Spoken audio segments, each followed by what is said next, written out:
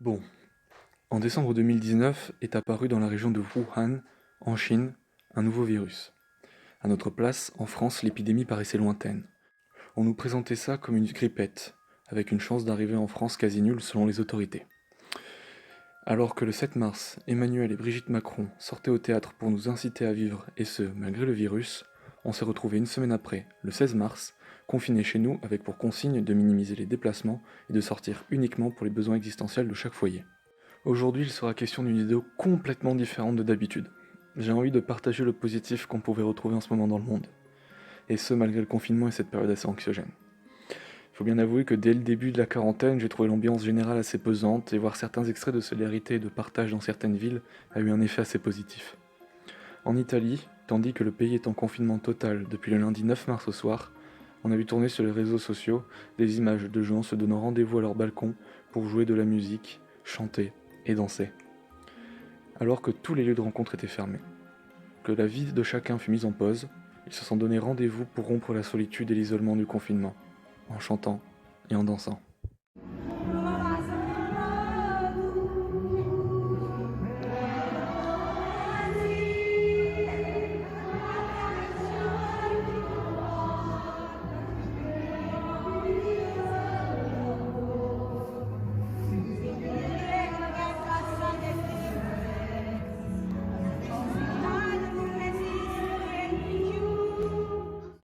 C'est à la fois beau et émouvant.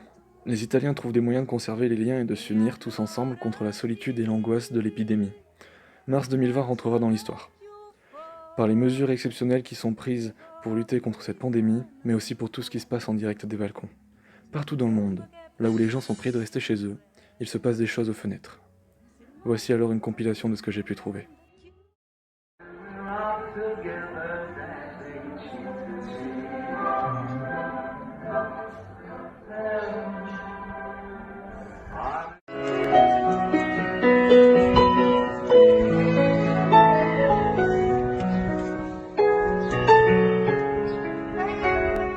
Sal, sal, sal, asómate.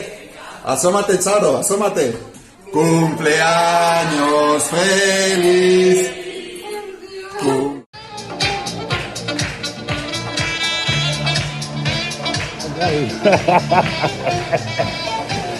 Vai, vai, vamos, Bernito, vai, vai.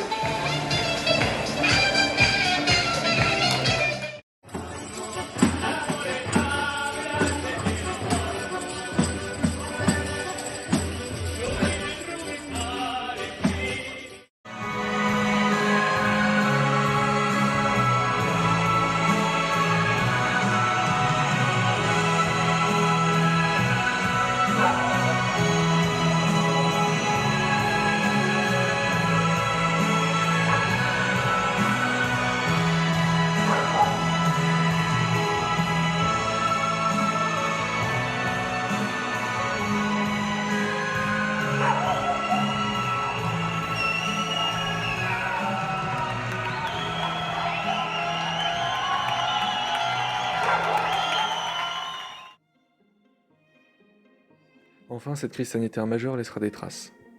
Tout d'abord parce qu'elle révèle encore une fois les inégalités de notre société. Les SDF ont souvent été abandonnés à leur sort avant que les autorités décident enfin de leur trouver un plan de secours dans leurs mesures de protection à la population. D'autres sont obligés de s'exposer au virus, les travailleurs les plus précaires, les ouvriers, les caissières ou les livreurs par exemple.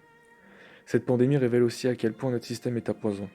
Dans un monde où tous les échanges et toutes les connexions doivent être de plus en plus nombreuses et rapides, les virus comme celui-ci voyagent facilement.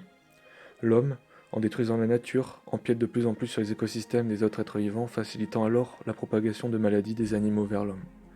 Tous ces éléments doivent être une énième raison de bâtir un monde nouveau, un monde d'après. Pendant ce temps-là, la pollution de l'air dans les villes isolées s'effondre. Les dauphins retournent dans les ports en Sardaigne et des élans de solidarité sont mis en œuvre pour aider tout le monde durant la crise.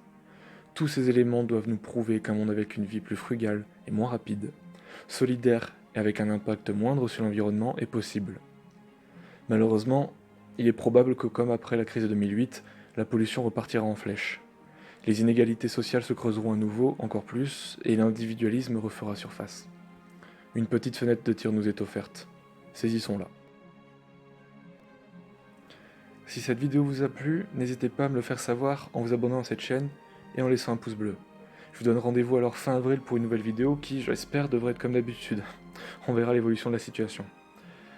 Prenez soin de vous et des autres, et surtout n'oubliez pas, on reste chez soi.